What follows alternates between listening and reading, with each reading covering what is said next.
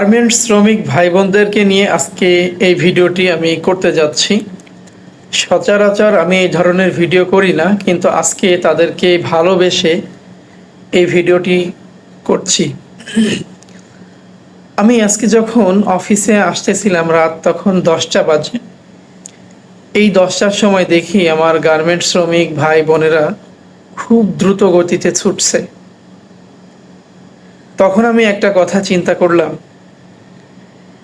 যে আমার এই ভাই বোনেরা দীর্ঘক্ষণ দীর্ঘ সময় কাজ করে এই গভীর রাতে বাসায় ফিরছে।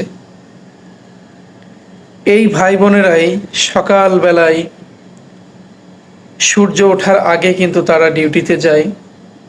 সূর্য ডোবার পরে অধিক রাত্রে কেউ 10টায়, কেউ 11টায়, কোনো কোনো সময় কারণে কোনো কোনো কারণ ভেদে রাত্রে 12টায়ও আসতে দেখা যায়।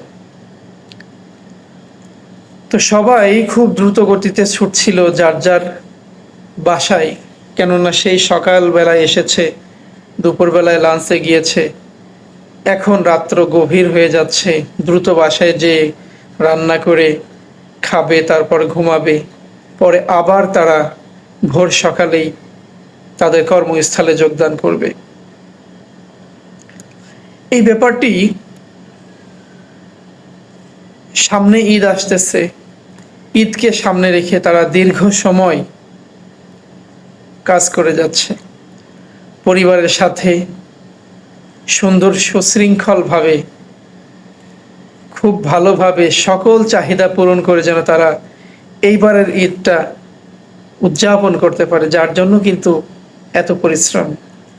মাঝে মধ্যে শিপমেন্টের কোনো কারণে তারা একাধিক সময়, অত্যাধিক সময় ডিউটি করে থাকেন, অর্থাৎ যেটাকে ওভারটাইম বলা হয়। আমার গার্মেন্টস ইন্ডাস্ট্রি সম্পর্কে তেমন একটি ধারণা নাই, তারপরেও যতটুকু জানি সেই জায়গাটা থেকে বলার চেষ্টা করছি।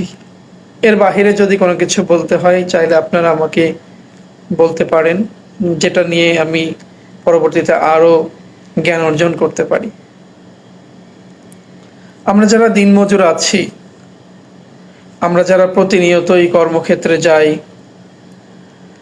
প্রতিনিয়ত যারা আমরা কর্মক্ষেত্রে গিয়ে কর্ম করে নিজেদের রুজি রুটির ব্যবস্থা করি, তাদের জন্যই, তাদেরকে ভালোবেসেই মূলত আজকের ভিডিওটা। বাংলাদেশের অর্থনৈতিক প্রেক্ষাপটে গার্মেন্টস শ্রমিকদের ভূমিকা কিন্তু অতুলনীয়, অপরিসীম। এই গার্মেন্টস শ্রমিকরা যে কাপড়গুলো তৈরি করে, যে সরঞ্জামগুলো তৈরি করে, তারা যে পরিশ্রম করে, তারা যে অর্থের বিনিময়ে শ্রম দিচ্ছে, এটা কিন্তু অনেক অনেক বেশি শ্রম দিচ্ছে অর্থের তুলনায়।